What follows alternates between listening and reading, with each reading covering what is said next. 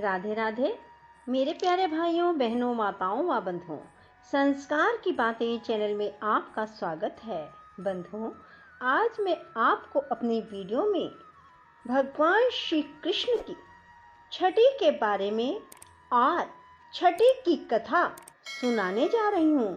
छठी के दिन भगवान श्री कृष्ण की पूजा कैसे करें, ये सब अपने वीडियो में बताने जा रही हूँ।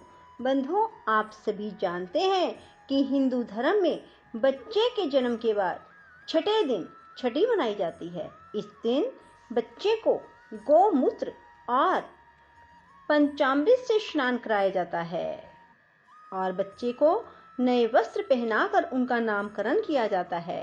ठीक उसी तरह श्री कृष्ण जन्म उत्सव के 6वें दिन भगवान श्री कृष्ण की छठी मनाई जाती है। इस दिन लोग भक्ति भाव से लड्डू गोपाल को स्नान करवाते हैं। वह स्नान गौमूत्र से और पंचामृत से कराया जाता है और फिर भगवान श्री कृष्ण का नामकरण किया जाता है।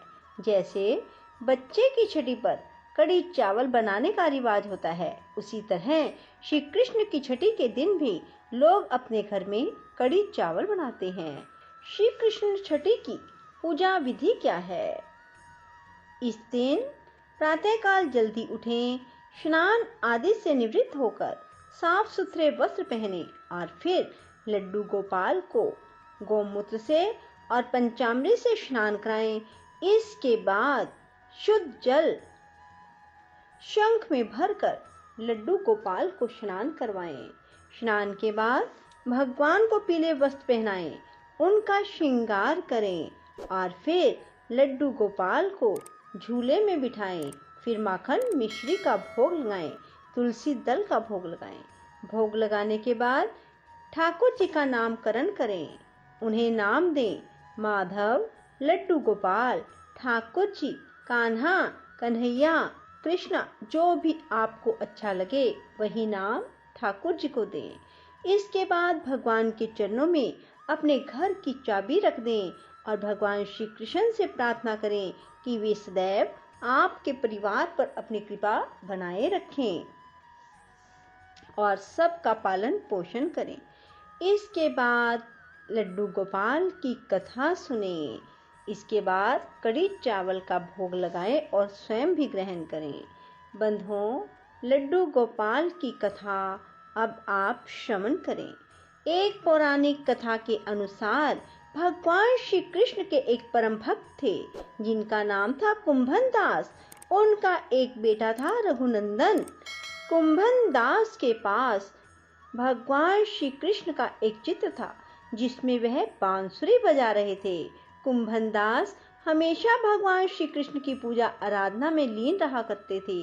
वे कभी भी अपने प्रभु को छोड़कर नहीं जाते थे। एक बार कुंभन दास को वृंदावन से भागवत कथा के लिए बुलाया गया। पहले तो कुंभन दास ने जाने से मना कर दिया, परंतु लोगों के आग्रह करने पर वे भागवत में जाने के लिए तैयार हो गए। उन्होंने सोचा पहले वे भगवान श्री कृष्ण की पूजा करेंगे और फिर भागवत कथा करके अपने घर वापस लौट आएंगे।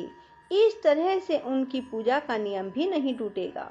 भागवत में जाने से पहले कुंभन दास ने अपने पुत्र को समझाया कि उन्होंने ठाकुर जी के लिए प्रसाद तैयार किया है और वह ठाकुर जी को भोग लगा दे।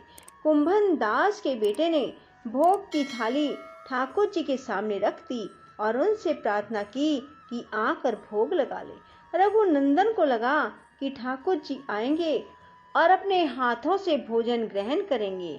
रघुनंदन ने कई बार भगवान श्री कृष्ण से आकर खाने के लिए कहा, लेकिन भोजन को उसी प्रकार से देखकर वह दुखी हो गया और रोने लगा और रोते रोते भगवान श्री कृष्ण ने आकर भोग लगाने की विनती की और उसने रोते रोते भगवान श्री कृष्ण से आकर भोग लगाने की विनती की। उसकी पुकार सुनकर ठाकुर जी एक बालक के रूप में आए और भोजन के लिए बैठ गए। जब कुंभन दास वृंदावन से भागवत करके लौटे तो उन्होंने अपने पुत्र से प्रसाद के बारे में पूछा। पिता के पूछने पर रघुनंदन ने बताया कि ठाकुर जी ने सारा भोजन खा लिया। कुंभन दास ने सोचा कि अभी रघुनंदन नादान है, उसने सारा प्रसाद खा लिया होगा और डांट के डर से झूठ बोल रहा होगा। कुंभन दास रोज भागवत के लिए जाते और शाम तक सारा प्रसाद खत्म हो जाता था।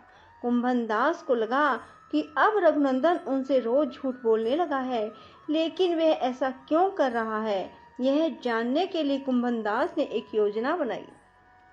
उन्होंने भोग के लड्डू बनाकर एक थाली में रख दिए और दूर छिप कर देखने लगा। रोज की तरह उस दिन भी रघुनंदन ने ठाकुर जी को आवाज दी और भोग लगाने का आग्रह किया। हर दिन की तरह ही ठाकुर जी एक बालक के भेष में आए और लड्डू खाने लगे। कुंभन दास दूर से इस घटना को देख रहे थे। भगवान को भोग लगाते देख वे तुरंत वहां आए और ठाकुर जी के चरणों में गिर गए। उस समय ठाकुर जी के एक हाथ में लड्डू था और दूसरे हाथ का लड्डू जाने ही वाला था और दूसरे हाथ का लड्डू खाने ही वाला था। लेकिन ठाकुर जी उस समय वहीं पर जम कर रह गए। तभी से लड्डू गोपाल के इस रूप की पूजा की जाने लगी। छठी के दिन इस कथा का पाठ करने से भगवान श्री कृष्ण प्रसन्न होते हैं और अपने भक्तों की सभी मनोकामनाएं पूरी करते हैं। सो बंधुओं, आप सभी छठी के दिन भगवान की इस कथा को अवश्य सुने और भगवान से अपनी सभी मनोकामनाएं पूरी करवाएं। बंधुओं, राधे राधे, जय श्री कृष्णा अवश्य बोलें। बंधुओं, यदि आपको वीडियो पसंद आए तो इसे लाइक करने के साथ साथ शेयर करना बिल्कुल ना भूलें। इससे आपको कथा श्रवण का पूर्ण फल प्राप्त होगा। भगवान आपकी झोली जल्द से जल्द खुशियों से भरेंगे। धन्यवाद। राधे राधे, जय श्री कृष्णा।